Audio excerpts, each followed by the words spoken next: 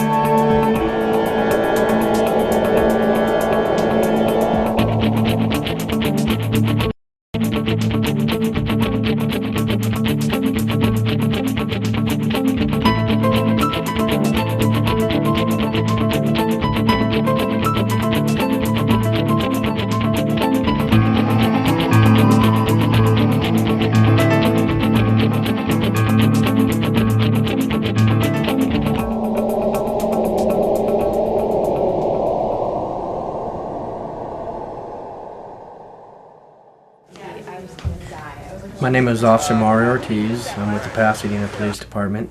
We began the Every 15 Minutes program in the year 2000. This is the 4th high school we've reached out to.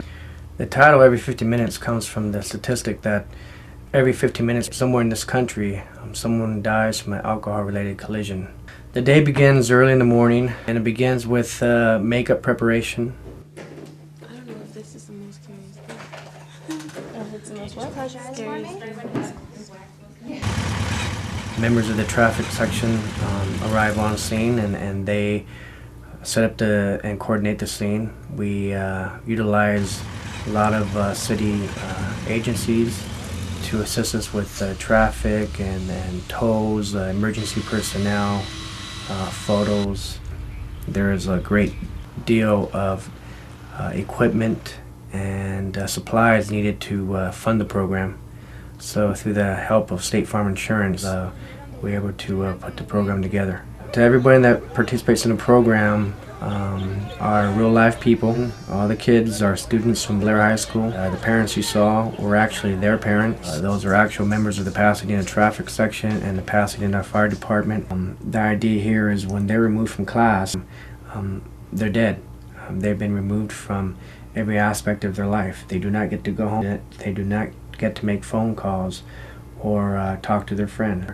It's tough on them. So later in the day, then I do play games with the kids, kind of take a little of the pressure off them. But the purpose of the game too is to educate them as well. This part right here. We use the fatal vision goggles, which represent certain degrees of impairment. And when you put these goggles on, it basically distorts your vision. And that's the concept behind these goggles. It kind of symbolizes impairment after some drinks of alcohol. So the kids continue into the evening with me and several guest speakers. I know that your parents have told you not to drink and drive. I know that your teacher at school has told you don't drink and drive. I know you've seen bulletin boards, and I know you've seen ads, and I know that the police have told you today and trying to demonstrate to you don't drink and drive.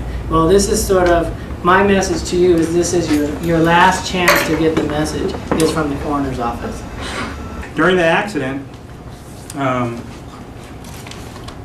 the two people that were drunk, I think the most injury they sustained was a cut on the forehead.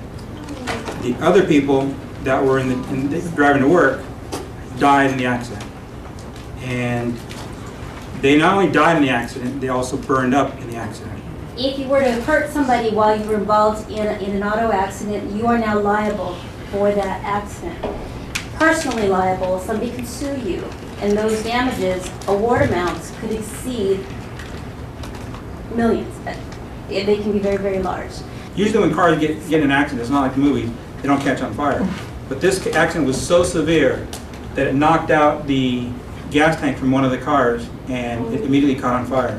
Think about it, not just in terms of human life, which is the most important, but also there's ongoing repercussions that can happen to you, to your family, as a result of being involved in something like that. We made every attempt to revive Marcelo, but he didn't make it. Marcelo died this morning. There's no way I'm ever going to be able to describe to you the feeling that it was. I mean, I know you guys went through a mock scenario today and dealt with some of that with your parents and stuff, but there's only so much you can pretend and only so much you can really understand when it's pretend. This morning he pled guilty to murder, and he will be spending the rest of his life in jail because of this accident. Don't let me be your designated driver, because we will come out and give you a ride. But you're not going home, so you're going to the coroner's office. Responding to these type of scenes are always tough. Throughout my career, the toughest visual images are those from fatal traffic collisions. There's nothing pleasant about arriving on scene and having to see the amount of violence that occurs in a collision. We're sending out the police and paramedics now. They should be there shortly.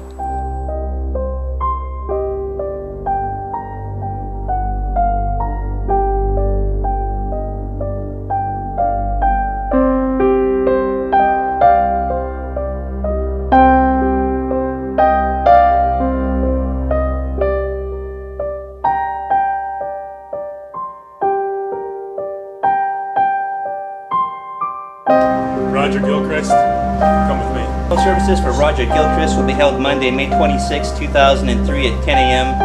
at the First AME Baptist Church in Pasadena, California. Candace Jacobs. She was a wonderful daughter, sister, and friend. Jewel Lofton. She had dreams of becoming a pediatrician, helping children from low-income families who cannot afford health care. Her dream was to become a high school teacher Francisco DiCiango. and aspired to play college basketball. She enjoyed fine arts, cooking, and making people laugh.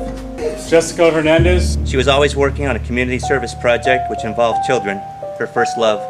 Corinne the Merchant. She was bright, smart, ambitious. His dream was to become a computer or an electrical engineer. Brady Stewart. That dream was destroyed on May 21st, 2003 at the age of 17. When the car she was riding in was hit by a drunken teenager who lost control of his vehicle, she was killed tragically. She wanted to leave behind a mother, father, stepmother, Her friends and family. 3 brothers, 3 sisters. She will be missed.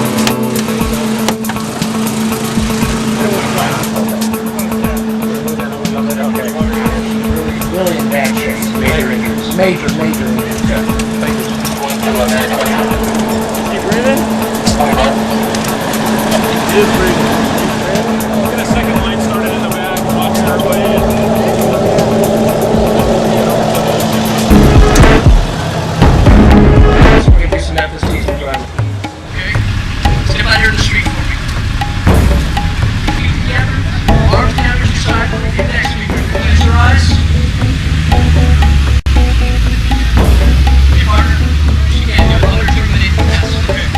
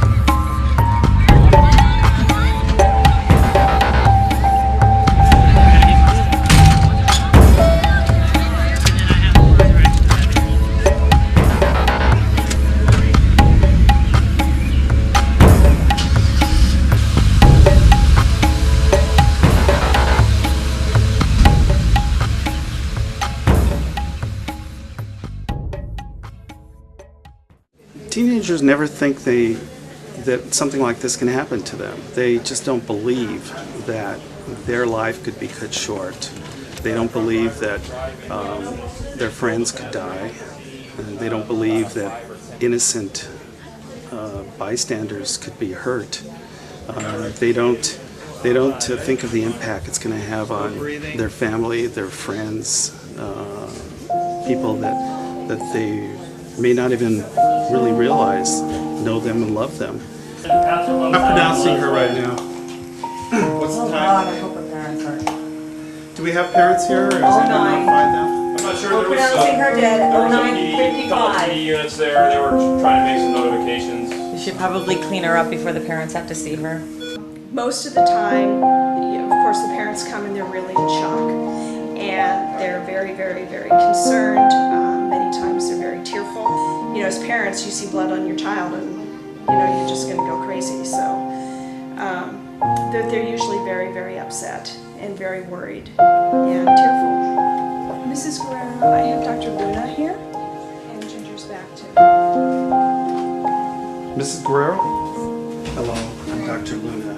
Leticia was hurt very, very bad. Shortly after the paramedics arrived, she stopped breathing.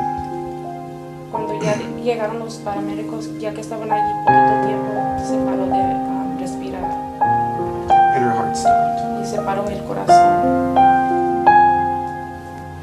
And she's died. Y se murió. Very sorry. Y que lo siente.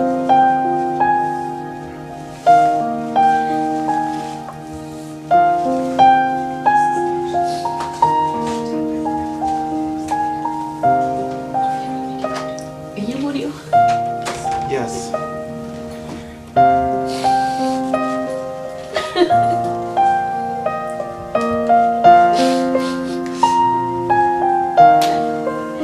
Yo la quiero ver. She wants to see her.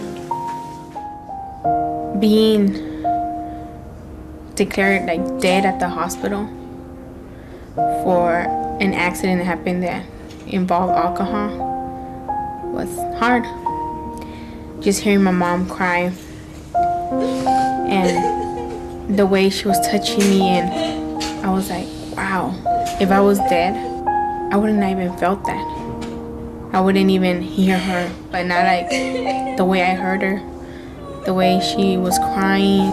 I think when they realize or see the impact as teenagers that have been through this with someone else, they realize that this is something that is extremely damaging to other people, let alone themselves.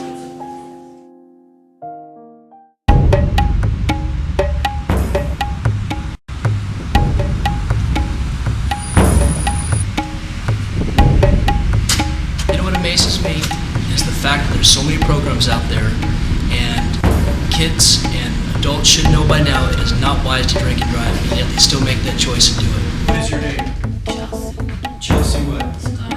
Chelsea Scott. How old are you, Chelsea? 18 years old. Who was your passenger? Was it a good friend of yours? Oh yeah, it was my friend named Wendy. 3. Spell that for me. You cannot refuse this test. If you do not give us a sample, we'll take you to the hospital and force blood. Okay? Continuous blow. Keep blowing. Blow, blow, blow, blow, blow, blow. Keep That's going. good, Chelsea. Blow, blow. Okay, okay, partner, we have a readout. Let's read 2-0. 2-0. 18 years old, and she's at a 2-0 blood alcohol content. Just go to your It's a tragedy. It's hard to see these kind of things on a day-to-day basis.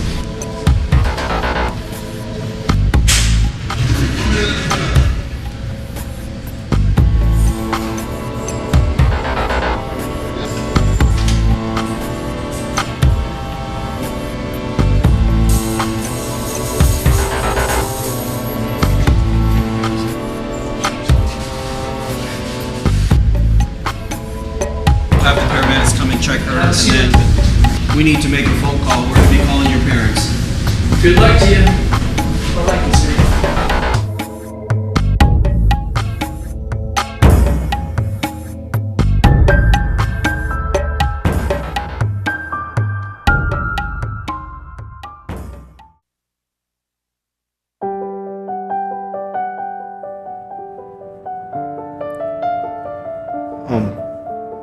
I'm on my dad.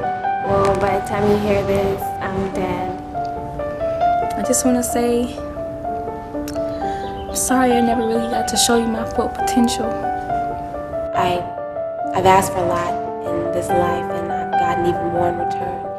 And for that, I'm truly grateful. So thank you for bringing me to this world. Gracias por el amor, el cariño, comprensión. Thank you for life. Thank you for loving me. Thank you for accepting me. And I appreciate you guys believing in me, even when I gave up on myself and stopped believing in myself. As long as you have faith in me, I think there's hope for myself.